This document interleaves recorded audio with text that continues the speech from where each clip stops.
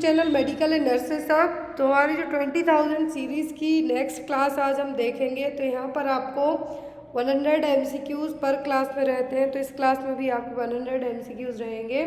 जो भी लोग क्लास में नए, प्लीज़ क्लास को एंड तक ज़रूर देखें। और जिनका भी अपकमिंग टाइम में एग्ज़ाम है, स्पेशली जिनका RML के लिए एग्ज़ाम है, उन सभी के लिए बेस्ट ऑफ लक। आपका पेपर अच्छे से जाए। जिनका राजस्थान के लिए एग्ज़ाम है, उन सभी के लिए भी बेस्ट ऑफ लक। साथ ही साथ मैं आप सभी से रिक्वेस्ट करूंगी कि जो भी लोग NHM CHO एग्ज़ाम्स के अलावा अपनी नॉर्सेट की तैयारी पर भी फोकस कीजिए, क्योंकि आपका नॉर्सेट एग्ज़ाम अक्टूबर नवंबर में होता है। उसके लिए आपको ऐसा नहीं है कि 1 मंथ 2 मंथ की प्रिपरेशन में ही आप क्लियर कर जाएंगे। आप अभी से अपनी तैयारी रखिए, आप अपना 200% इस एग्ज़ाम के लिए जो आप पढ़ते हैं, ऐसा नहीं कि आपको वो से एग्ज़ाम में हेल्पफुल नहीं, बिल्कुल हेल्पफुल है। लेकिन जो भी चीज़ें आप अभी पढ़ रहे हैं वो इस तरीके से पढ़िए कि आपको एंड तक पूरे अच्छे से याद रहें, आपके जो भी कॉन्सेप्ट हैं वो प्रॉपर क्लियर रहें। तो अभी अब अपकमिंग टाइम में RML SGPGI में एग्ज़ाम होने वाला है। आई थिंक MP NHM का जो पेपर लीक हुआ है उसके कारण पेपर कैंसिल हो गया है। नेक्स्ट कब होगा ये अभी कुछ भी कहा नहीं जा सकता। और ये भी सुनने में आ रहा है कि जो पेपर लीक हुआ है वो ग्वालियर के किसी सेंटर में लीक हुआ है। बट कुछ बहुत सारे बच्चे पेपर दे चुके थे, कुछ नहीं दे पाए, तो वो चीज़ें अब आपकी बाद में क्लियर होंगी। तो इस सीरीज़ का जो फर्स्ट क्वेश्चन है यहाँ पर वो है, what is the cytotoxic waste. इनमें से साइटोटॉक्सिक वेस्ट कौन सा है? Non radioactive substance, waste containing chemical substance, waste with biological properties, या फिर waste with genotoxic properties.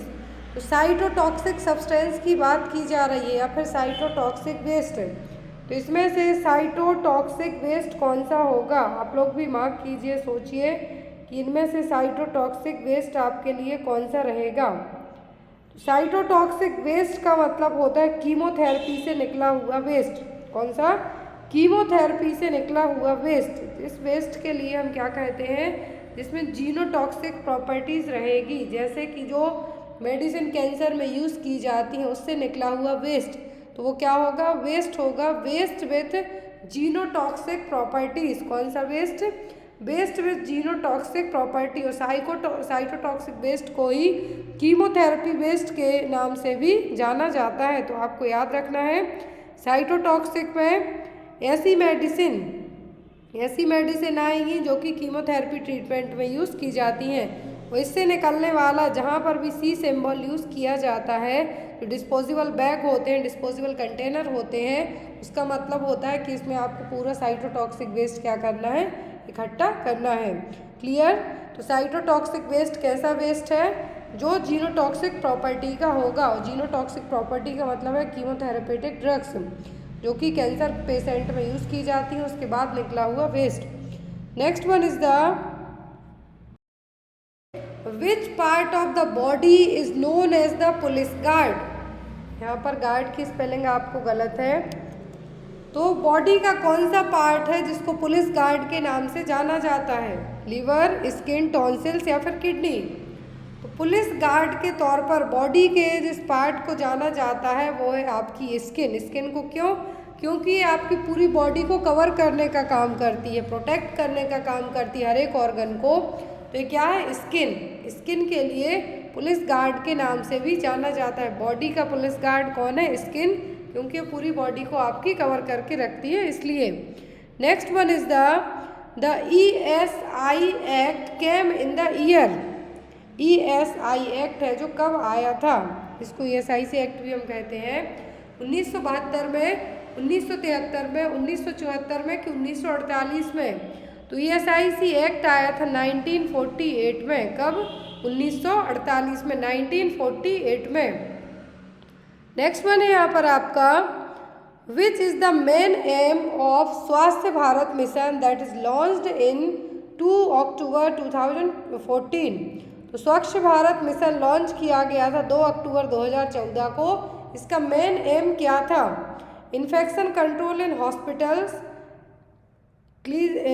Seizing of plastic uses, मतलब स्टॉप करना प्लास्टिक बैग को, बायोमेडिकल वेस्ट मैनेजमेंट, या फिर ओपन डेफिकेशन फ्री कंट्री। तो स्वास्थ्य भारत मिशन के तहत जो इसका मेन एम रखा गया था वो था खुले में शौच करने से रोकना, पूरे इंडिया को फ्री डेफिकेशन कंट्री बनाना, ओपन डेफिकेशन फ्री कंट्री बनाना इसका मेन एम था। यदि स्वच्छ भारत मिशन के तहत हम जाते हैं तो सबसे स्वच्छ सिटी का अवार्ड जा रहा है अभी वो मध्य प्रदेश के इंदौर शहर को जा रहा है लगातार, आई थिंक तीसरी चौथी बार से एमपी के लिए ही ये जा रहा है। Next one is The WAS strategy set out the direction and role of the WHO in the context of SDG Sustainable Development Goals and the WHO's 13th Program of Work in। तो WAS strategy क्या है? WAS strategy है WHO की। तो इस WAS strategy के तहत जो यहाँ पर क्या कहा गया है, इस स्ट्रेटजी के तहत कि 2018 से लेके 2025 तक हमें सस्टेनेबल डेवलपमेंट गोल है। तो यहाँ पर 13वां प्रोग्राम जो WHO का 13th प्रोग्राम है SDG का काम करेगा, वो कब? 2018 से 2025 तक। अब जो यहाँ पर वाटर सैनिटेशन हाइजीन स्ट्रेटजी है, इस स्ट्रेटजी का नाम क्या है आपका? जो गोल वॉस रखा गया है इसका जो मेन एम क्या है कि प्रॉपर तरीके से वाटर सैनिटेशन हाइजीन यहाँ पर है जो वॉस स्ट्रेटजी है। तो इसका जो मेन एम यही है कि हमें 2018 से 2025 तक जो एसडीजी का गोल रखा गया 13वां प्रोग्राम है, तो इसके तहत हमें क्या करना है? प्रॉपर तरीके से हाइजीन को मेंटेन करना है, water sanitation and health. Next one is next है यहाँ पर आपका विच of the following supplements reduce the duration of diarrhoea. कौन सा सप्लीमेंटेशन देके आप डायरिया को रिड्यूस कर सकते हैं? ड्यूरेशन को, डायरिया को रोक नहीं सकते लेकिन उसका जो ड्यूरेशन है कि एक दिन में 10 बार मोशन आ रहा है तो उसको धीरे धीरे स्टॉप किया जाए, तो वो होता है यहाँ पर आपका जिंक। 14 दिन तक के लिए जिंक दिया जाता है। नेक्स्ट है यहाँ पर Which program was subsequently renamed as the Rajiv Gandhi National Drinking Water Mission in 1991। 1991 में Rajiv Gandhi national drinking water mission आया था, इसका नया नाम बदल के क्या रख दिया गया है? Nirmal Bharat Abhiyan, national programme for control and treatment of occupational disease, technology mission on drinking water F 20 point programme. तो यहाँ पर इस प्रोग्राम का नया नाम बदल के क्या रखा गया है? जो Rajiv Gandhi national drinking water mission 1991 में आया था, इसका नया नाम बदल के रख दिया गया है technology mission on drinking water. क्या है? Technology mission on drinking water programme, नया नाम है इसका। तो क्या हो गया? Technology mission on drinking water. Clean energy clean water के तहत यहाँ पर इस प्रोग्राम को लाया गया था। जनरली ये प्रोग्राम पहले किस नाम से था? तो ये था Rajiv Gandhi national drinking water mission से, अभी technology mission on drinking water programme के नाम से जाना जाता है। Next one is which of the following colour will determine the presence of chlorine in water by the orthotolidine test.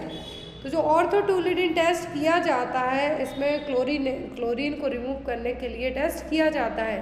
तो कौन सा कलर बताएगा कि पानी में क्लोरीन है? ऑर्थोटुलिडिन टेस्ट किया आपने पानी का, कौन सा कलर बताएगा कि पानी में क्लोरीन प्रेजेंट है? Red colour, green colour, pink colour की येलो कलर? तो ये होगा येलो कलर जो कि बताएगा कि पानी में क्लोरीन है। Clear? Next one, the cells which have least regeneration capacity. तो बॉडी की कौन सी सेल्स हैं जिनके पास लीस्ट रीजनरेशन मतलब दोबारा से बनने की क्षमता ना के बराबर है? Cells of brain, cells of bone, cells of heart या फिर सेल्स ऑफ किडनी। यदि हाईएस्ट रीजनरेशन कैपेसिटी की हम बात करें तो ह्यूमन बॉडी में वो है लिवर की। लिवर सेल्स सबसे ज़्यादा फास्ट तरीके से रीजनरेट होती हैं, लेकिन लीस्ट रीजनरेशन कैपेसिटी होती है ब्रेन सेल्स की। ये ना के बराबर बनेंगी, तो यहाँ पर इसीलिए इसको कहा है लीस्ट रीजनरेशन कैपेसिटी सेल्स कौन सी हैं? Brain cells. लेकिन यहाँ पर हाई रीजनरेशन कैपेसिटी सेल्स पूछते हैं तो वो क्या होंगी? Liver cells. आपने एक चीज़ और पढ़ी होगी कि छिपकली की पूंछ आप काट देते हैं तो सबसे फास्ट तरीके से रीजनरेट हो जाती है, दोबारा बन जाएगी। काट के आपको देखना नहीं है, मैंने बस जस्ट एज एन एग्जाम्पल के तौर पे आपको बताया है। Next one, which of the following layer is also known as stratum germinativum. कौन सी लेयर को स्ट्रेटम जर्मिनेटम के नाम से भी जाना जाता है?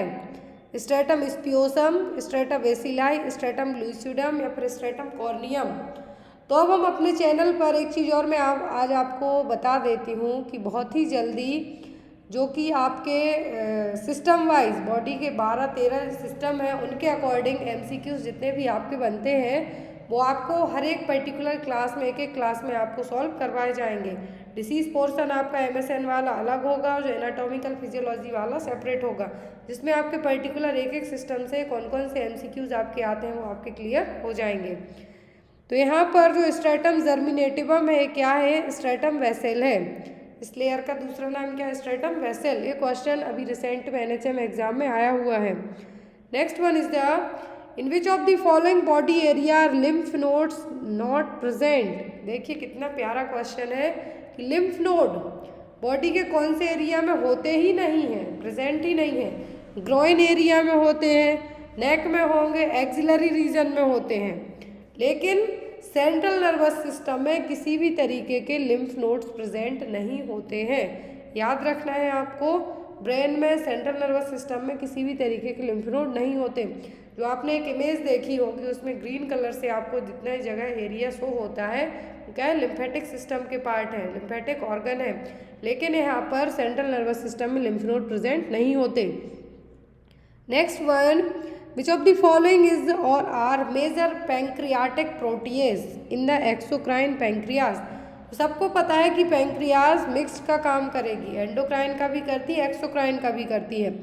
तो अब यहाँ पर पैंक्रियाटिक प्रोटीएज कौन से हैं, एंजाइम कौन से हैं जो कि एक्सोक्राइन पैंक्रियाज रिलीज करती है? Insulin, glucagon, amylase, trypsin and chymotrypsin, F bicarbonate. तो insulin, glucagon a endocrine pancreas में आपके आएंगे। एक्सोक्राइन में आपके एंजाइम्स रिलीज करती है पैंक्रियाज, तो होगा ट्रिप्सिन और काइमोट्रिप्सिन। याद रखना है पैंक्रियाज को मिक्स्ड ग्लैंड इसीलिए कहा जाता है क्योंकि एंडो एक्स तो दोनों का काम करती है। कैसे? एंडोक्राइन का काम करेगी ये इंसुलिन, ग्लूकागोन और सोमेटोस्टेटिन को रिलीज करके, काइमोट्रिप्सिन और ट्रिप्सिन को रिलीज करने का काम करेगी, तो एक्सोक्राइन पैंक्रियाज बन जाएगी जो कि एंजाइम्स रिलीज करेगी। Next one is the which of the following organ is responsible for sense of balance. तो सेंस ऑफ बैलेंस के लिए कौन सा ऑर्गन रिस्पॉन्सिबल है? हार्ट, आइज, ईयर्स या फिर लंग? तो कान हमारे सुनने के अलावा जो कान का ऑर्गन ऑफ कॉर्टी वाला हिस्सा है, जो सेमी सर्कुलर कैनाल है, वो क्या करता है? आपका बॉडी बैलेंस बनाने में हेल्प करता है। जब आपको मैनर्स डिसीज होती है या फिर इनर ईयर में प्रॉब्लम्स रहेगी तब आपका बॉडी बैलेंस बनने में भी आपको प्रॉब्लम होगी। तो यहाँ पर वही है कि जो सेंस ऑफ ऑर्गन है वो क्या है? यहाँ पर ईयर, जिसका ऑर्गन ऑफ कॉर्टी हिस्सा क्या करेगा? आपके बॉडी बैलेंस में हेल्प करेगा। नेक्स्ट है यहाँ पर आपको which area does not have lymph node. तो यहाँ पर लिम्फ नोड कौन से एरिया में नहीं होते हैं? लंग्स, नेक, स्टमक की स्पाइनल कॉर्ड में। जैसा मैंने आपको बताया कि ब्रेन का जितना भी एरिया है वहाँ पर लिम्फ नोड्स नहीं होते हैं। तो एज एन ऑप्शन में भी आप जाएंगे कहाँ पर? स्पाइनल कॉर्ड में।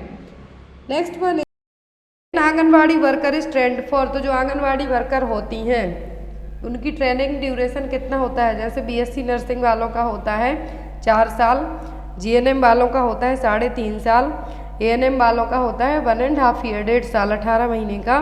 तो ऐसे ही जो आंगनवाड़ी वर्कर होती है उनकी ट्रेनिंग कितने टाइम की होती है? 3 महीने, 4 महीने, 5 महीने या फिर 6 महीने की। तो जो आंगनवाड़ी वर्कर होती है उनकी ट्रेनिंग होती है 4 मंथ तक के लिए। Next one is cataplexy symptom of. तो कैटाप्लेक्सी किसका सिम्टम है? ऑप्शन में है यहाँ पर narcolepsy, REM sleep, ओएसएएस, primary hypersomnia. तो जो कैटाप्लेक्सी है, कैटाप्लेक्सी किसका सिम्टम है?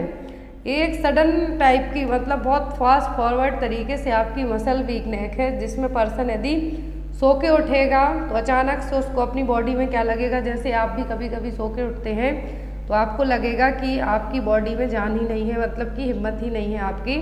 तो उसी के लिए यहाँ पर क्या कहा जाता है? कैटाप्लेक्सी। और ये जनरली किस में देखने को मिलेगी? नार्कोलेप्सी के पेशेंट में। किसका सिम्टम होगा? नार्कोलेप्सी का, मतलब कि excessive uncontrollable day time sleepiness. जिनको दिन में बहुत ज़्यादा नींद आती है यदि आप जिनकी भी हैबिट हो दिन में सोने की, दोपहर में सोने की, उनको यदि सोने ना मिले उस टाइम पर, तो उनकी बॉडी जो रिएक्ट करेगी, जो आप दिन में सोते हैं उसको हम कहेंगे नार्कोलेप्सी। लेकिन जब आपके लिए जो डे टाइम स्लीप है नार्कोलेप्सी है, आपको उस टाइम पर आपको सोने ना दिया जाए, डिस्टर्ब किया जाए, तो जो आपकी बॉडी के जो सिम्टम रहेंगे उसके लिए क्या कहेंगे हम, cataplexy. Next one is following drug is given to prevent HIV transmission from mother to child. तो HIV ट्रांसमिशन यदि हमें मदर से बच्चे में रोकना है, जिसको हम वर्टिकल ट्रांसमिशन कहेंगे, तो कौन सी मेडिसिन देंगे, लेमिविडिन, स्टेबिडिन, निविरापाइन या फिर एवाकिविर। तो यदि मदर ब्रेस्ट फीड करवाना चाहती है बच्चे को डिलीवर होने के बाद, तब हम क्या देते हैं, जिडोविडिन। बट यदि मदर से बच्चे में ट्रांसमिशन रोकना है हमें, तब हम क्या देंगे, निवेरापाइन। तो यहाँ पर आपका आंसर क्या होना चाहिए, nifedipine. Next one is hydatidiform mole is an abnormal condition affecting. तो हाइडेटिफॉर्म मोल है जो कि एक एबनॉर्मल कंडीशन है। तो जो हाइडेटिफॉर्म मोल है किसको अफेक्ट करेगा, विलाई को, एमनियन को, कोरियन को या फिर ब्लास्टोमियर को। तो हाइडेटिफॉर्म मोल के लिए मोलार प्रेगनेंसी भी कहा जाता है। और किस पार्ट को सबसे ज़्यादा अफेक्ट करता है, कोरियन को।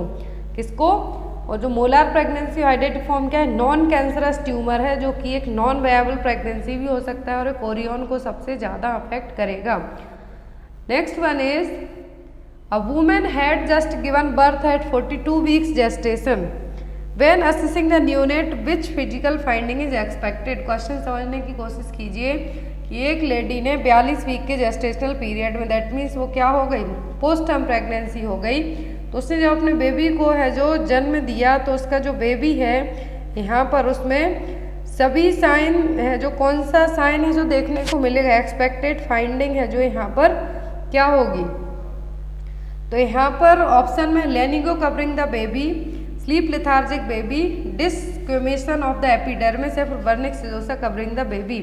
तो फर्स्ट थिंग 42 वीक्स का बेबी है तो लेनिगो नहीं होगा। लेनिगो का मतलब जो बेबी की बॉडी पर फाइन टिनी हेयर्स होते हैं पूरी बॉडी पर, तो वो क्या हो जाएंगे, एमनियोटिक फ्लूइड में ही झड़ जाएंगे। तो वो देखने को नहीं मिलते जो बेबी आफ्टर 38 और 39 वीक के बाद डिलीवर होते हैं, फुल टर्म बेबी होते हैं, उनमें बहुत कम देखने को मिलता है। बट यहाँ पर तो पोस्ट टर्म प्रेगनेंसी है, 42 वीक के जेस्टेशन के बाद हुआ है।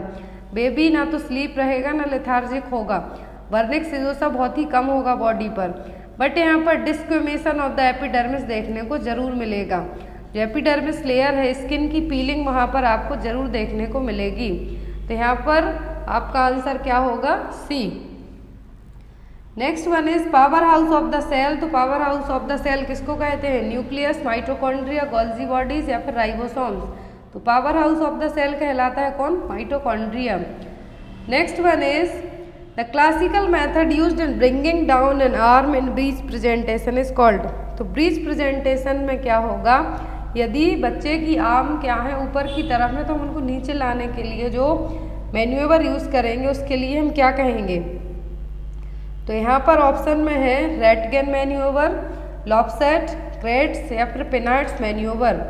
तो ब्रीच प्रेजेंटेशन होता है जब बेबी के बटोक्स और फीट दोनों क्या रहे, फर्स्ट जो प्यूबिक सिम्फाइसिस है जहाँ पर बेबी के क्या रहे, हेड रहता है जनरली सिफेलिक्स वर्टेक्स प्रेजेंटेशन में। बट ब्रीच प्रेजेंटेशन में क्या होगा कि जो फीट हैं वो बटोक्स हैं, दोनों क्या रहेंगे, सबसे पहले बाहर आने के लिए रेडी रहेंगे सिम्फाइसिस प्यूबिस में, तो इसको ब्रीच प्रेजेंटेशन कहेंगे। और हमें यहाँ पर कहा गया है कि आर्म्स के लिए क्या करना है, डाउन साइड लाना है, तो मैन्यूवर यूज़ कहेंगे, वो क्या कहलाएगा, लॉपसेट मैन्यूवर।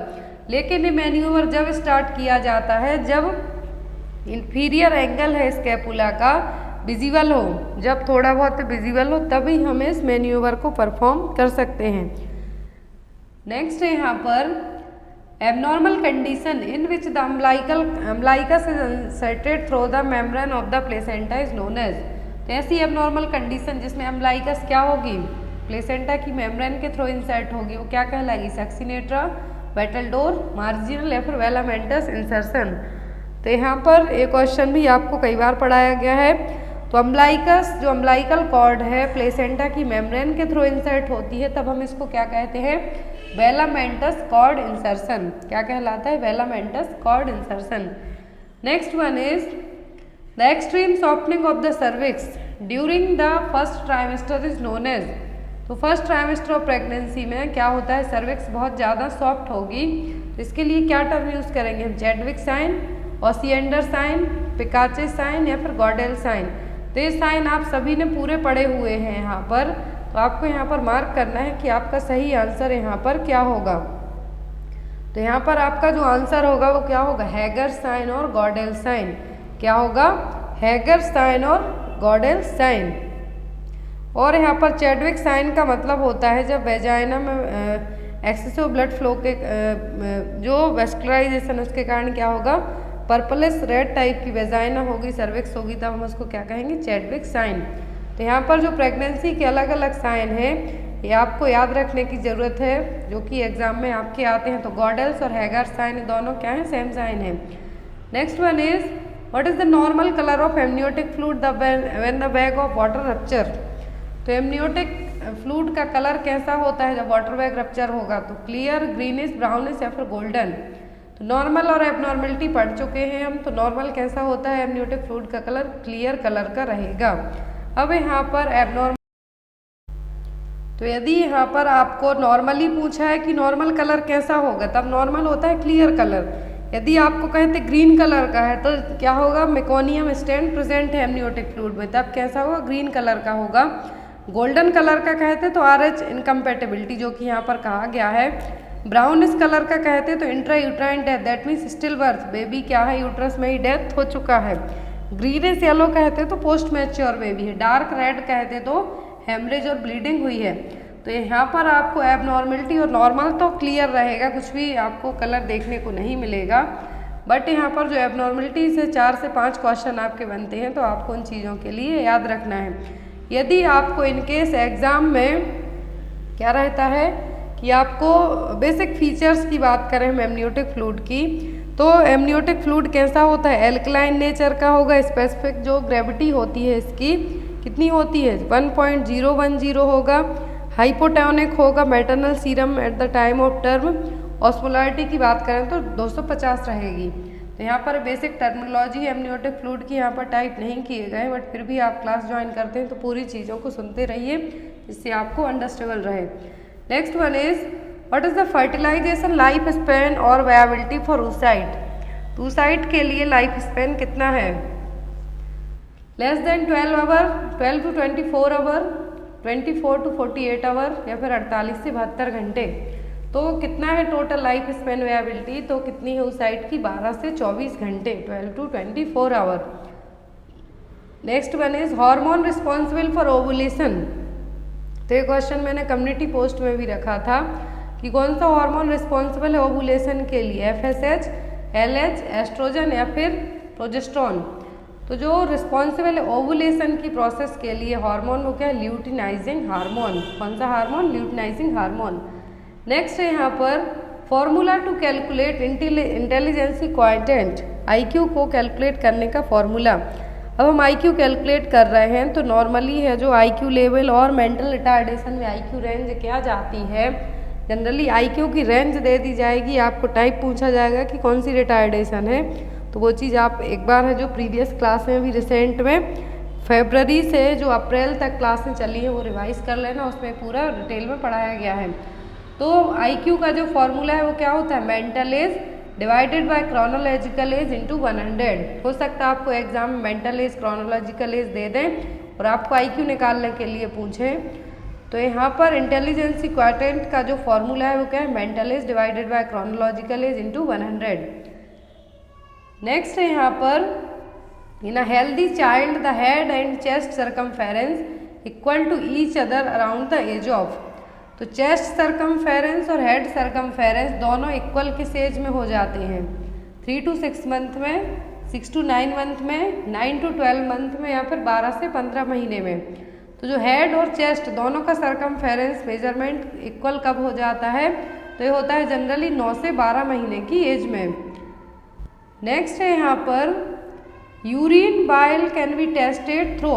तो यूरिन बाइल को हम कैसे टेस्ट करेंगे, हे टेस्ट से, बेनेडिक्ट टेस्ट से, सीफ्लिंग्स टेस्ट से या फिर कोल्ड टेस्ट से।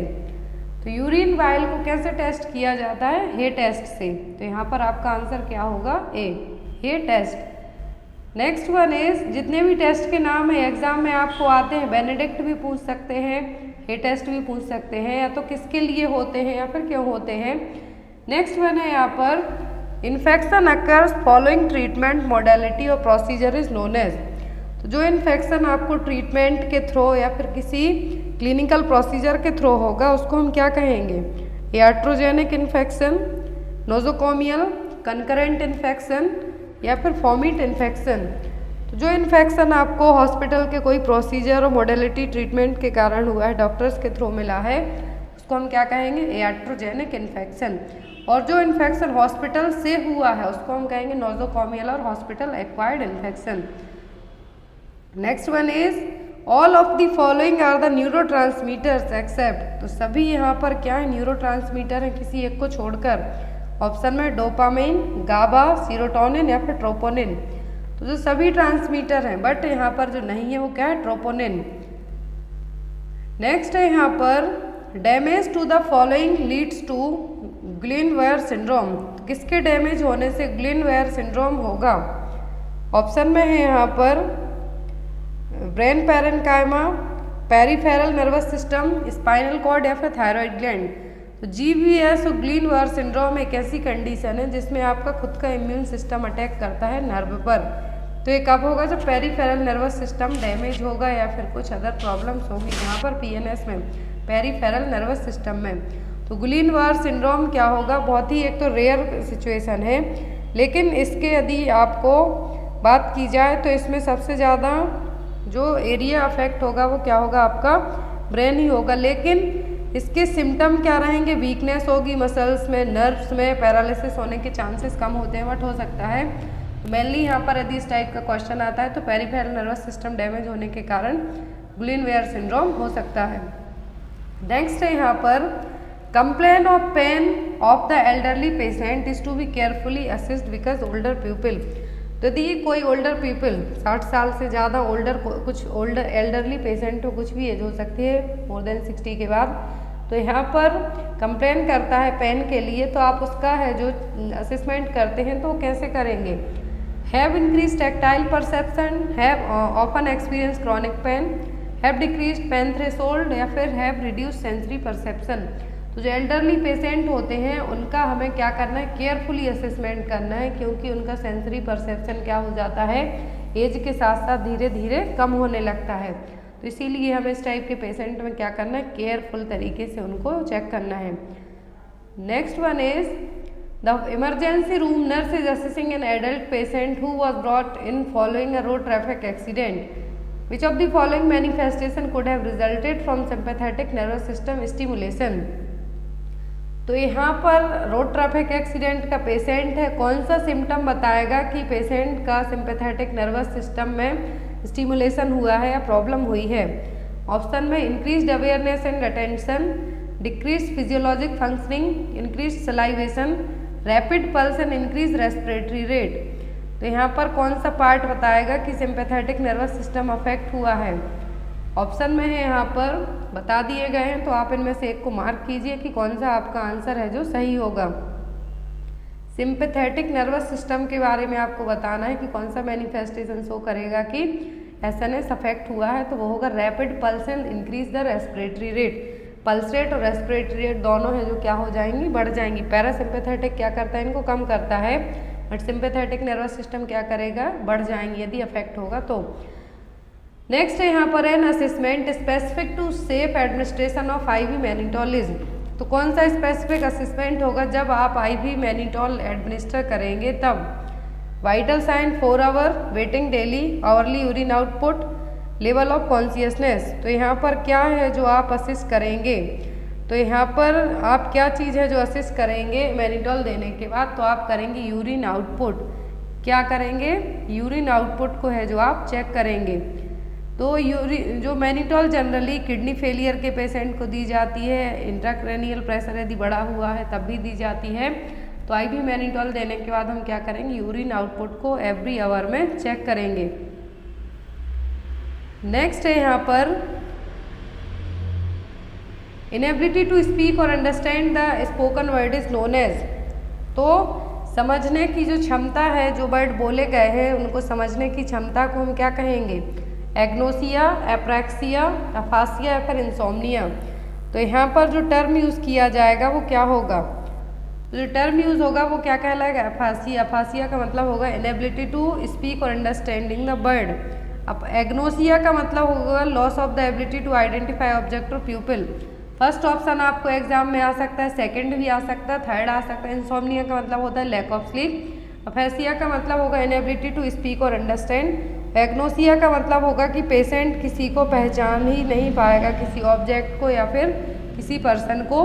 और यहाँ पर जो एप्रैक्सिया है इसका मतलब होता है डिफ़िकल्टी विथ स्किल्ड मूवमेंट। आपको अपने मूवमेंट में क्या होगी? डिफ़िकल्टी होगी। नेक्स्ट है यहाँ पर following term is use to describe oedema of the optic nerve. तो यदि ऑप्टिक नर्व में क्या है? एडिमा है, तो यहाँ पर कौन सा टर्म यूज़ किया जाएगा? ऑप्शन में है यहाँ पर एंजियोन्यूरेटिक एडिमा, पेप्लिडेमा या फिर ग्लूकोमा, और लास्ट में है यहाँ पर लिम्फेडीमा। तो यहाँ पर जो ऑप्टिक नर्व में यदि एडिमा देखने को मिलता है, ऑप्टिक नर्व किसके लिए हेल्पफुल होती है? विजन के लिए। तो यदि इसमें एडिमा होता है तब इसके लिए जो टर्म यूज होगा वो क्या कहलाएगा? Papilloedema. Next one is following condition is accompanied by distant muffled heart sound and prominent neck vessels. Question ध्यान से सुनिए। Muffled heart sound, prominent neck vessels. Prominent neck vessels का मतलब है कि नेक वेसल्स क्या होंगी? ऊपर की तरफ आपको देखने को मिलेंगी। हार्ट साउंड में मफलिंग देखने को मिलेगी। तो ये क्या है? गोल्डन साइन है। किस डिसीज के हैं? कार्डियोजेनिक शॉक के, कार्डियक टेम्पोनेट के, पल्मोनरी एम्बोलिज्म के या फिर डिसेक्टिंग आउटिक एन्यूरिज्म के। तो ये जो मफलिंग हार्ट साउंड है किसका कॉमन और गोल्डन साइन है? तो ये है किसका साइन है? कार्डियक टेम्पोनेट का। किसका साइन है? कार्डियक टेम्पोनेट का है जो साइन है, जिसमें क्या होगा?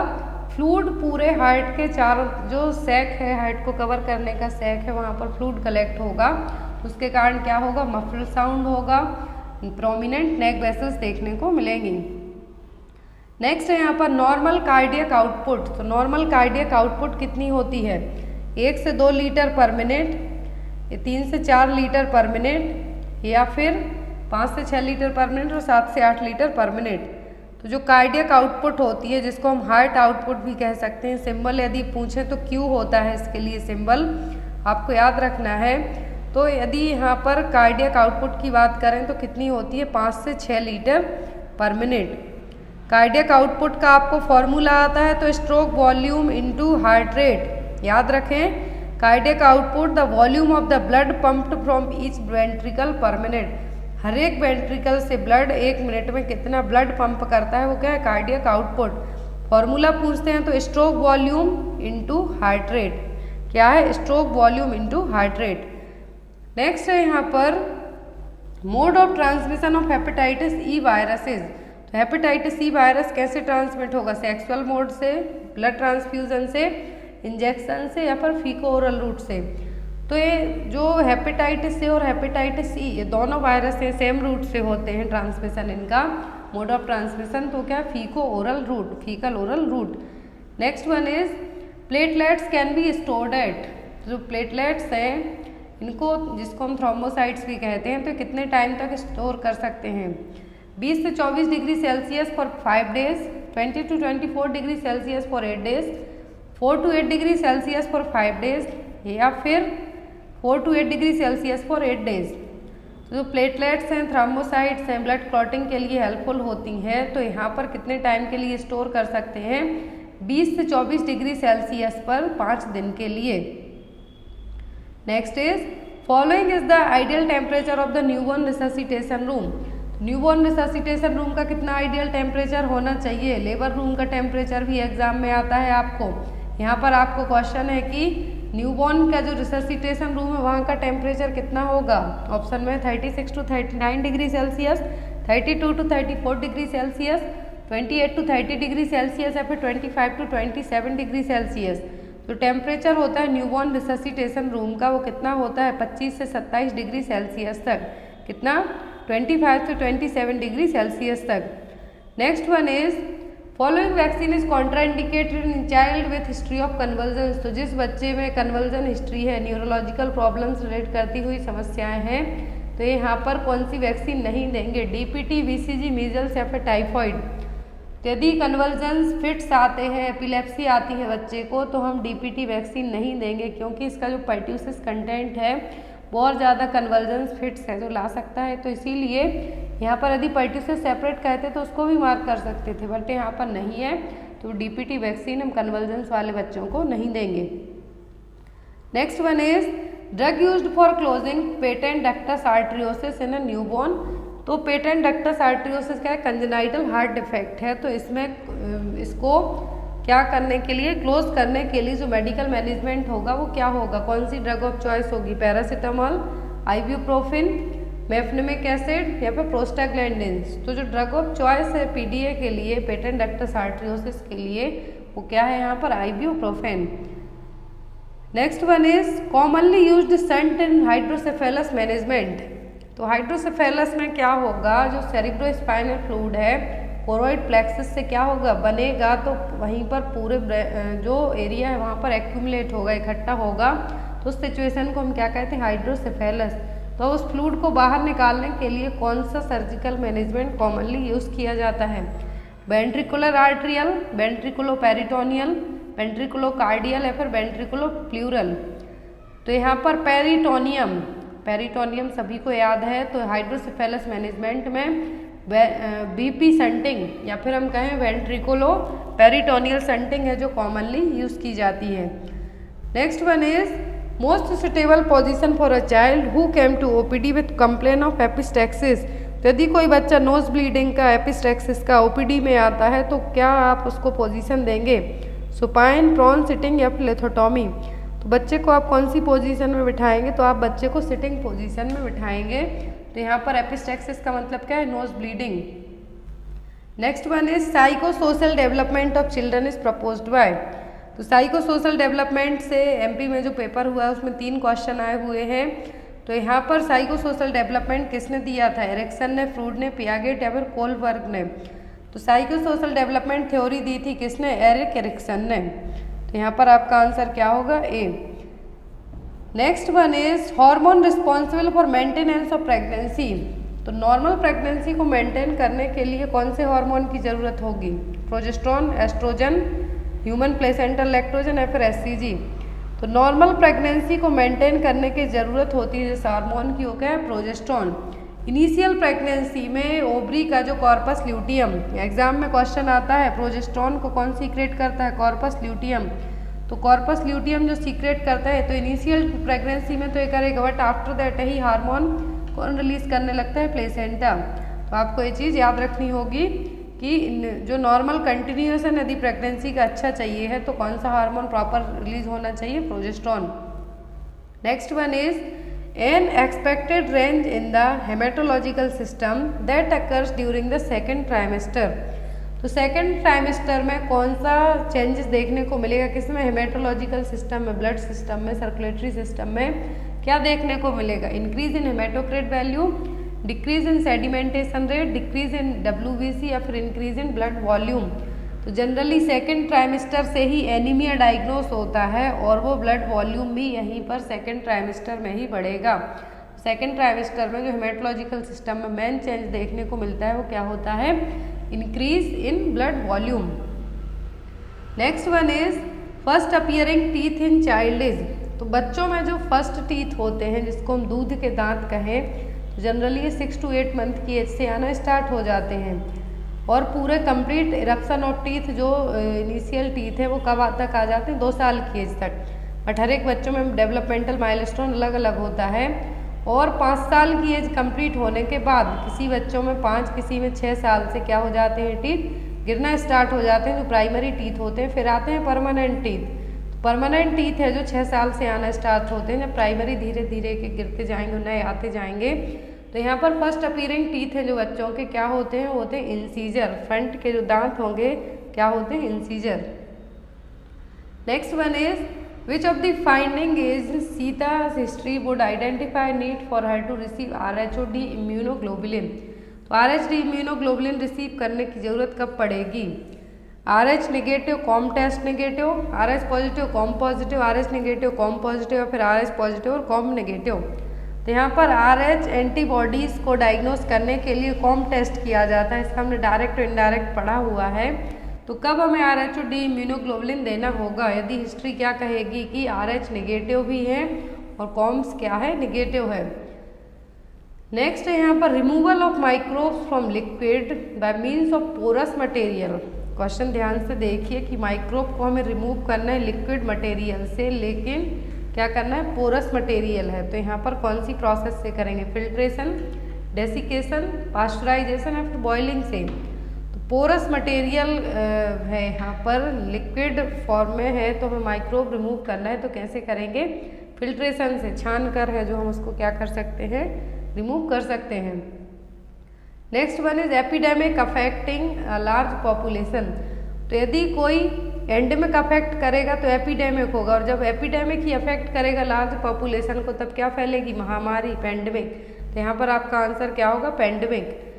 नेक्स्ट है यहाँ पर sunsetting eyes are the found of feature. तो सनसेट आइज किस में देखने को मिलेंगी, डाउन सिंड्रोम में, हाइड्रोसेफेलस में, मेनिंजाइटिस में या फिर सेरिब्रल पाल्सी में।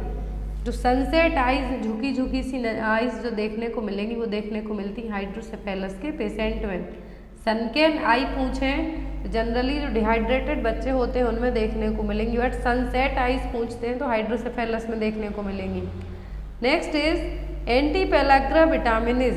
तो एंटी पेलाग्रा विटामिन कौन सा है, नियासिन, थियामिन, पायरिडॉक्सिन या फिर साइनोकोबालमिन।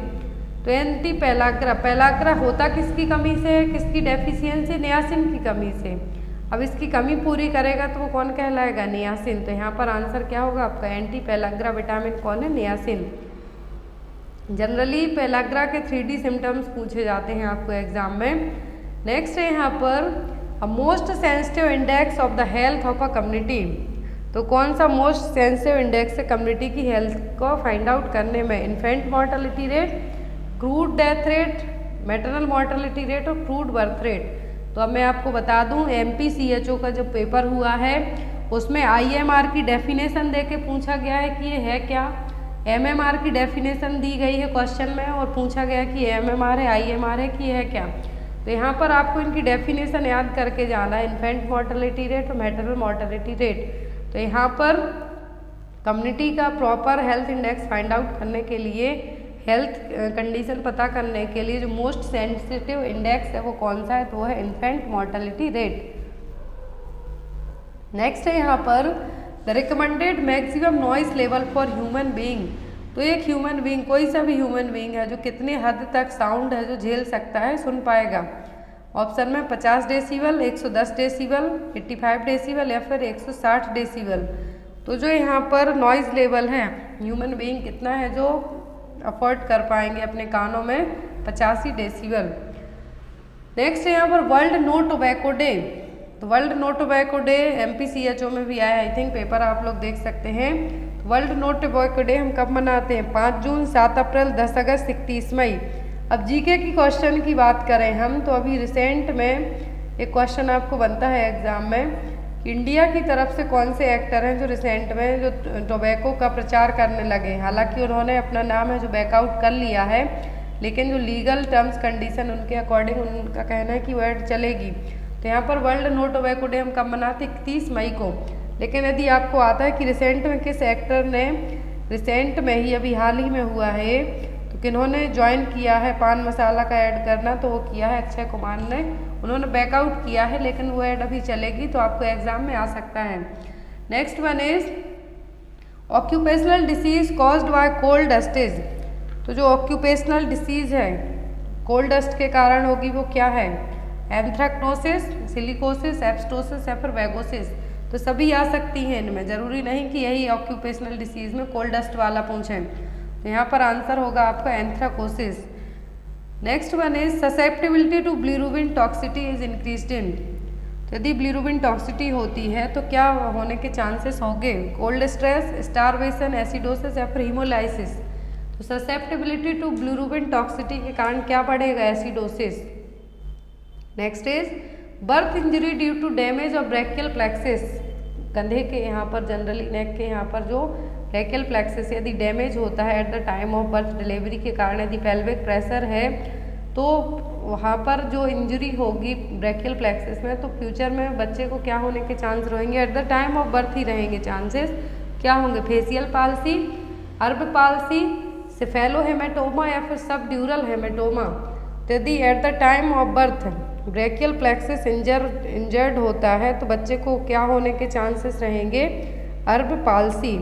क्या होने के चांसेस रहेंगे, अर्ब पाल्सी, जो कि ब्रैकियल प्लेक्सस नर्व के यहाँ पर इंजरी के कारण होने के चांसेस रहते हैं। एडल्ट्स में भी होता है बट जनरली ये चाइल्ड बर्थ के टाइम पर होने के चांसेस ज़्यादा होते हैं। Next is urethral meatus is on the penile dorsal surface in urethras जो मीटस है कहाँ पर होगा, डॉर्सल सरफेस पर। तो क्या टर्म यूज़ करेंगे हम, पैराफिमोसिस, एपिस्पेडियासिस, फिमोसिस या फिर हाइपोस्पेडियासिस। जो टर्मिनोलॉजी यहाँ पर यूज होगी पेनाइल डॉर्सल सरफेस के लिए तो वो होगी यहाँ पर एपिस्पेडियासिस। नेक्स्ट है यहाँ पर Browne's splint is used for. तो ब्राउन्स स्प्लिंट किसके लिए यूज होगा, fracture of the arm, fracture of pelvis, fracture of the lower limb या फिर fracture of the collar bone. तो ब्राउन्स स्प्लिंट यूज किए जाते हैं fracture of the lower limb के लिए, इसके लिए लोअर लिम्ब में फ्रैक्चर होने के लिए। नेक्स्ट है यहाँ पर maximum development of the brain occurs in. तो जो बच्चों का दिमाग है उसका विकास डेवलपमेंट है जो किस एज तक सबसे ज़्यादा हो जाता है, इन्फेंसी में, एडोलेसेंस में, स्कूल गोइंग एज में या फिर फर्स्ट ट्राइमेस्टर ऑफ प्रेगनेंसी में। तो बच्चों के यदि ब्रेन डेवलपमेंट की हम बात करें तो सबसे ज़्यादा डेवलपमेंट होता है इन्फेंसी पीरियड में, जब बच्चे की एज 0 to 1 ईयर तक रहे तब सबसे ज़्यादा मैक्सिमम डेवलपमेंट होता है ब्रेन का। और आफ्टर दैट इन्फेंसी के बाद बात करते हैं तो स्टार्टिंग के 5 साल तक। Next one is which immunity is present in human milk. तो ह्यूमन मिल्क में कौन सी इम्यूनिटी प्रेजेंट रहती है, ऑप्शन में active natural, active artificial, passive natural या फिर पैसिव आर्टिफिशियल। तो ब्रेस्ट मिल्क में तो क्या इस टाइप की इम्यूनिटी हो जाएगी नेचुरल, लेकिन वो बेबी ने अपनी खुद की इम्यूनिटी नहीं बनाई, वो मदर से ले रहा है तो किस में आ जाएगा, पैसिव में। ब्रेस्ट मिल्क से कौन सी इम्यूनिटी मिलेगी बच्चे को, पैसिव नेचुरल इम्यूनिटी। नेक्स्ट है यहाँ पर during the adolescence psychosocial development focus on. तो हमने यहाँ पर स्टेज पढ़ी है इन्फेंसी में, टोडलर में, स्कूल एज ग्रुप में। अब यहाँ पर कहा है कि एडोलेसेंट एज में साइकोसोशल डेवलपमेंट होगा, किस पर फोकस करेगा, becoming industrious, developing initiative, achieving intimacy, establishing an identity. जो एडोलेसेंट एज ग्रुप रहेगा इसमें सबसे ज़्यादा किस चीज़ पर फोकस किया जाएगा, तो एडोलेसेंट एज ग्रुप में किस चीज़ पर फोकस करते हैं सबसे ज़्यादा, एस्टेब्लिशिंग एन आइडेंटिटी पर, किस पर, अपनी आइडेंटिटी को बनाने पर। नेक्स्ट है यहाँ पर the most common assessment finding in a child with ulcerative colitis. यदि बच्चे को अल्सरेटिव कोलाइटिस है तो सबसे ज़्यादा कौन से साइन देखने को मिलेंगे, कौन सी फाइंडिंग आपको देखने को मिलेगी। ऑप्शन में है abdominal distension, profuse diarrhoea, ulcerative colitis या फिर यहाँ पर जो आप last option intense abdominal cramp. तो यहाँ पर जो अल्सरेटिव कोलाइटिस है तो इसके लिए कौन सा साइन सबसे ज़्यादा देखने को मिलेगा, तो वो होगा यहाँ पर प्रोफ्यूज डायरिया। क्या होगा, प्रोफ्यूज डायरिया। तो यहाँ पर आपको जो आंसर है याद रखना है कि अल्सरेटिव कोलाइटिस का यहाँ पर साइन है वो कौन सा है, जिसके लिए यूसी या फिर कोलाइटिस अल्सीरोसा भी कह सकते हैं, जो कि एक क्रॉनिक इन्फ्लामेटरी बाउल डिसीज है, डाइजेस्टिव सिस्टम को अफेक्ट करेगी, मेनली लार्ज इंटेस्टाइन को अफेक्ट करेगी और रेक्टम को। तो यहाँ पर जो साइन होगा वो क्या होगा, प्रोफ्यूज डायरिया।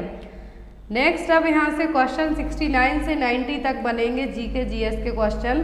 तो यहाँ पर जो क्वेश्चन नंबर 67 है, renewable integration in India 2021 report is published by which organisation. Renewable integration in India 2021 की रिपोर्ट किसने ऑर्गेनाइजेशन ने पब्लिश की है, तो यहाँ पर ऑप्शन में है ministry of human resource and development, reserve bank of India, defence research and development organisation DRDO या फिर नीति आयोग। तो यहाँ पर जो रिपोर्ट है यहाँ पर एक किसने है जो सबमिट की है, तो रिपोर्ट सबमिट की है इस साल किसने, नीति आयोग ने, जिसमें इंडिया का जो सिक्योरली मैक्सिमम अमाउंट है वैल्यू है सोलर और वाइंड पावर को लेकर, उसके लिए दिया जाता है रिन्यूएबल इंटीग्रेशन। तो इंडिया का जो 2021 वाला ये है किसने दिया है? नीति आयोग ने। एग्जाम में क्वेश्चन आपको आ सकता है। तो renewables integration in India 2021 is the latest result जो कि नीति आयोग ने दिया है कोलाब्रेशन के साथ में।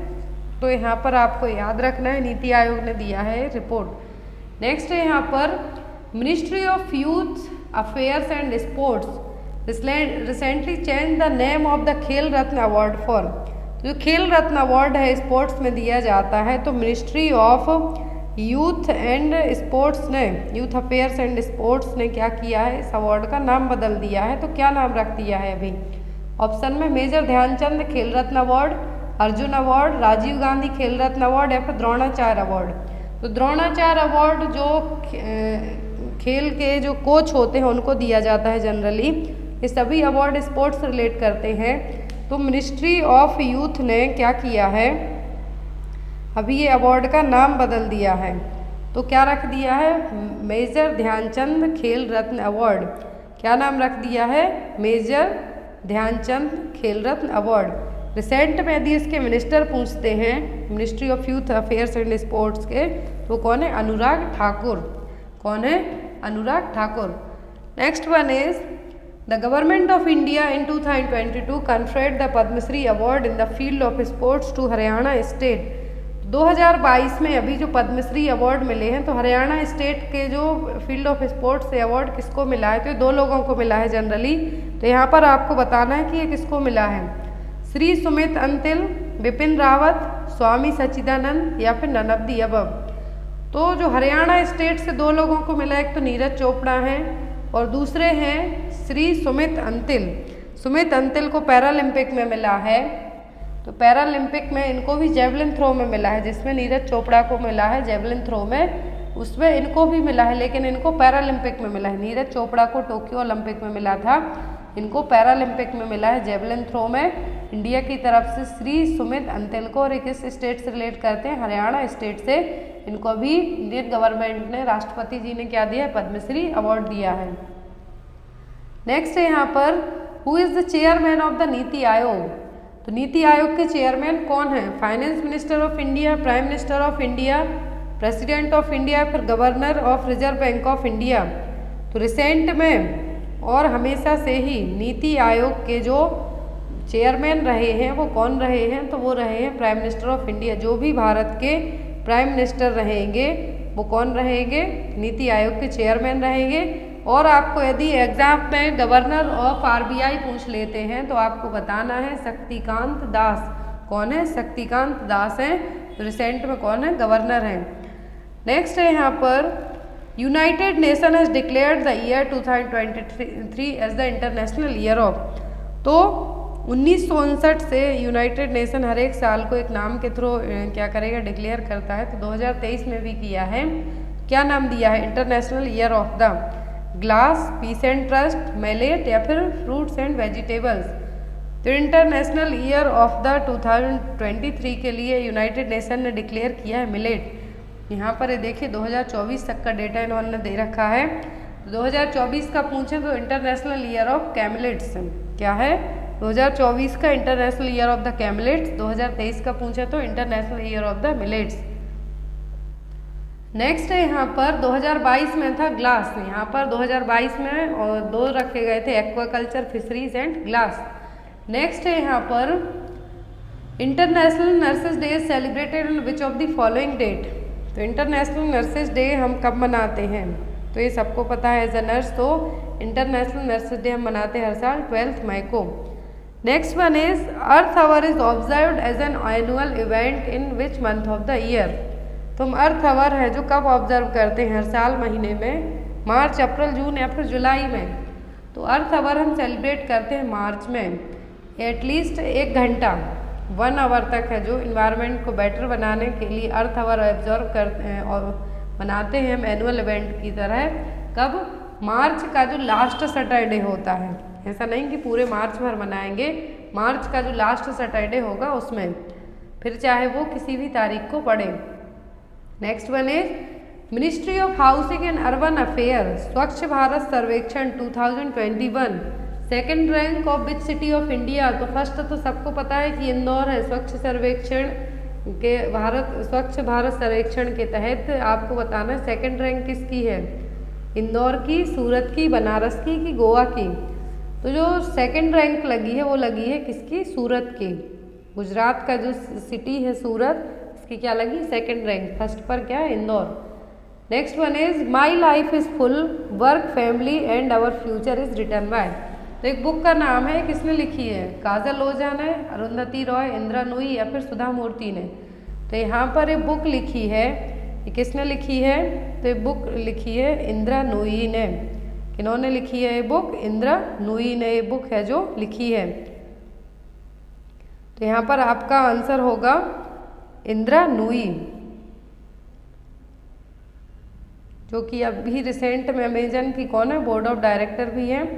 Next one is the protection of women from domestic violence act. यहाँ पर है डोमेस्टिक वायलेंस एक्ट से बचाने के लिए एक एक्ट लाया गया था, घरेलू हिंसा से बचाने के लिए। तो ये कब लाया गया था इंडिया में, 1999 में, 2000 में, 2003 में या फिर 2005 में। तो डोमेस्टिक वायलेंस एक्ट है, protection of women from domestic violence act, तो ये लाया गया था 2005 में। Next one is the honourable prime minister of India recently inaugurated the statue of equality.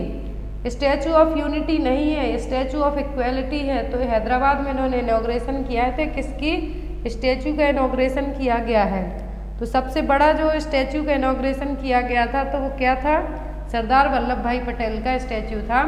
But यहाँ पर जो इनॉग्रेशन हैदराबाद में किया है स्टैचू ऑफ इक्वालिटी का, वो किसका किया गया है, भगवत श्री रामानुजाचार्य का।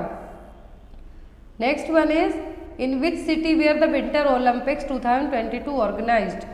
तो विंटर ओलंपिक 2022 कहाँ पर ऑर्गेनाइज होंगे, टोक्यो में, बीजिंग में, लंदन में, फिर रियो दे जेनेरियो में। तो यहाँ पर जो विंटर ओलंपिक 2022 होने वाला है होगा कहाँ पर, बीजिंग में, चाइना के बीजिंग में। Next one is who among the following broke his own records in javelin and won gold medal in Tokyo Paralympic 2021। Question ध्यान से सुनिए कि जिन्होंने अपना खुद का रिकॉर्ड तोड़ा है जेवलिन थ्रो में और गोल्ड मेडल जीता है टोक्यो पैरालंपिक में। यहाँ पर टोक्यो ओलंपिक अलग था, टोक्यो पैरालंपिक 2021 में जीता है इन्होंने। कौन है, नीरज चोपड़ा, सुदर्शन सिंह गुर्जर, सुमित अंतिल या फिर निषाद कुमार। तो नीरज चोपड़ा तो सबने याद कर लिया है, अब दूसरा नाम भी याद रखें तो वो कौन है, सुमित अंतिल। नेक्स्ट वन है जो सुमित अंतिल जब हरियाणा के हैं तो आपका हरियाणा के एग्जाम में क्वेश्चन आपको आ सकता है। Next one is among the 4 Veda which Veda is associated with music. तो कौन सा वेद है, जो 4 वेद होते हैं उनमें से म्यूजिक से कौन सा वेद रिलेट करता है, तो वो है Samaveda. Next is the youngest chess prodigy who become the Indian chess grand master recently is. तो यहाँ पर जो रिसेंट में भी चेस के ग्रैंड मास्टर बने हैं वो कौन है, आर प्रज्ञानंदा, गुकेश डी, अभिमन्यु मिश्रा या फिर पी हरि कृष्णा। तो यहाँ पर अभी जो रिसेंट में कौन बने हैं, इंडियन चेस ग्रैंड मास्टर बने हैं वो कौन है, तो वो है यहाँ पर जिनका जो शॉर्ट नेम की बात करें तो प्राग नाम से इनको हम जानते हैं। इंडियन चेस ग्रैंड मास्टर है जो कि 5th यंगेस्ट पर्सन हो गए हैं पूरे उसमें टाइटल अचीव करने में। पहले थे Abhimanyu Mishra, Sergey Karjakin, Gukesh D and Javokhir Sindarov. इनकी एज अभी ओनली 16 ईयर है, 16 साल के हैं, चेन्नई के रहने वाले हैं और ये अभी क्या बन गए हैं, नए चेस के ग्रैंड मास्टर बन गए, Indian chess grand master. Next one is according to Indian nursing council nurse patient ratio in the intensive care unit should be maintained at. तो आईसीयू में नर्स पेशेंट का रेशियो क्या होना चाहिए, 1/1। Next one is non verbal communication include. तो non verbal communication में ऐसा communication आएगा जिसमें आपको ना कुछ बोलना है ना लिखना है, ओनली इशारों में सभी चीज़ें समझानी, अपनी आँखों के इशारों से, बॉडी की लैंग्वेज से, गेस्चर से, पोस्चर से। तो यहाँ पर आपका आंसर क्या होगा, gestures. Next one is the fibroserous sac that covers the heart is called an. तो फाइब्रोसेरस सैक जो कि हार्ट को कवर करके रखता है वो क्या है, एंडोकार्डियम, मायोकार्डियम, एपिकार्डियम या फिर पेरिकार्डियम। हार्ट को कवर करने वाला सैक है, फाइब्रोसिरस सैक है, वो क्या है? Pericardium. Next one is who is the current chief minister of Jharkhand? तो झारखंड के रिसेंट में सीएम कौन है? शिवराज सिंह चौहान, योगी आदित्यनाथ, हेमंत सोरेन या फिर मनोहर लाल खट्टर? तो शिवराज सिंह चौहान मध्य प्रदेश के हैं, योगी आदित्यनाथ यूपी के हैं, हेमंत सोरेन कहाँ के मिनिस्टर हैं? झारखंड के। मनोहर लाल खट्टर कहाँ के हैं? हरियाणा के। तो रिसेंट में जो चीफ मिनिस्टर हैं झारखंड के, उनका नाम क्या है? हेमंत सोरेन। जो हरियाणा के हैं वो कौन है? मनोहर लाल खट्टर एट प्रेजेंट हैं, जो कि दूसरी बार अभी बने हैं। गवर्नर कौन है हरियाणा के? भंडारू दत्तात्रेय। गवर्नर झारखंड के कौन है? श्री रमेश बैस। इनके चारों के नाम याद रखने जब आप झारखंड और हरियाणा का पेपर दे रहे हो इस तब। Next one is which district of Haryana has the highest literacy rate as per the census 2011? तो 2011 के अकॉर्डिंग हरियाणा के किस स्टेट की लिटरेसी रेट मतलब कि साक्षरता है जो सबसे ज़्यादा रही है, सबसे ज़्यादा पढ़े लिखे लोग रहे हैं हरियाणा के किस डिस्ट्रिक्ट में? भिवानी, पंचकुला, गुरुग्राम या फिर फरीदाबाद? तो सबसे ज़्यादा बात की जाए तो गुरुग्राम में और सबसे कम बात की जाए तो फरीदाबाद में। Next one is who was the longest serving chief minister of Haryana? तो सबसे ज़्यादा अपना कार्यकाल मतलब सबसे लंबे टाइम तक कौन है जो मुख्यमंत्री रहे हैं हरियाणा के? भजनलाल बिश्नोई, मनोहर लाल खट्टर, बंसीलाल या फिर भूपेंद्र सिंह हुड्डा? तो ये सभी हरियाणा के चीफ मिनिस्टर रहे हैं और कुछ अभी रिसेंट में एक हैं।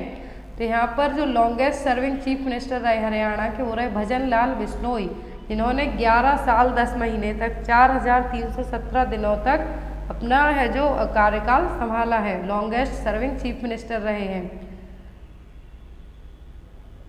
और जो बंसीलाल है यहाँ पर ये सेकंड रहे हैं, इन्होंने 9 साल के आसपास कुछ है जो कार्यकाल संभाला है।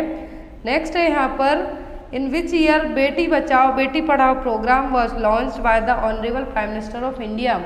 तो प्राइम मिनिस्टर ऑफ इंडिया ने बेटी बचाओ बेटी पढ़ाओ प्रोग्राम लॉन्च किया था कहाँ? हरियाणा में। लेकिन ये हरियाणा में कब लॉन्च किया था? एग्जाम में आता है बेटी बचाओ बेटी पढ़ाओ कहाँ लॉन्च हुआ? हरियाणा में। लेकिन ये कब लॉन्च हुआ? तो ऑप्शन में 22 जनवरी 2015, 2 अक्टूबर 2014, 11 सितंबर 2014, 8 मार्च 2015।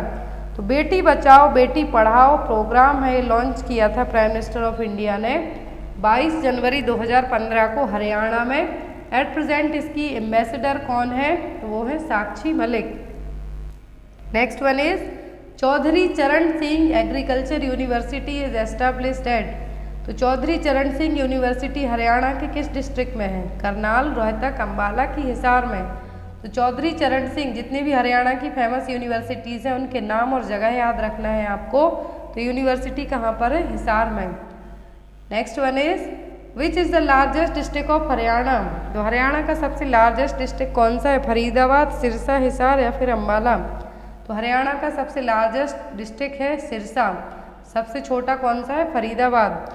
तो आज की क्लास के लिए इतने ही क्वेश्चंस थे। आई होप आपको आज की क्लास अच्छी लगी हो। लाइक करके अपने फ्रेंड्स में ज़रूर शेयर करें। और जो नेक्स्ट क्लास होगी आपका जो सेंसस है, जैसा मैंने आपको कहा एमपी का भी पढ़ाया था आपके एग्ज़ाम के पहले, आपको त्रिपुरा और झारखंड का सेंसस भी पढ़ाया जाएगा। Thank you for watching us. Bye bye. App को डाउनलोड कीजिए जहाँ से आप पूरे पेपर्स हैं जो देख सकते हैं।